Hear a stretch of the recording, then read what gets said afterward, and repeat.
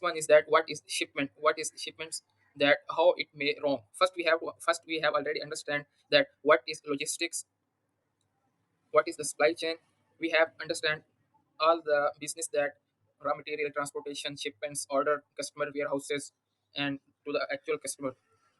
And now we have to understand what is the shipments. We have to also understand that shipments never move smoothly. There are many issues on every step that we face. For example, we when we buy any raw material, we face some different type of issues on that initial step.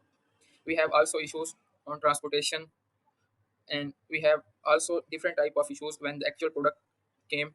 And we have an some other type of problems faced when a customer orders the shipment. There are many problems like the wrong address, the wrong shipment, the driver is sick, bad weather, port is closed, custom holds our all the shipments, missing invoices. We have a plenty of different types of problem on each step.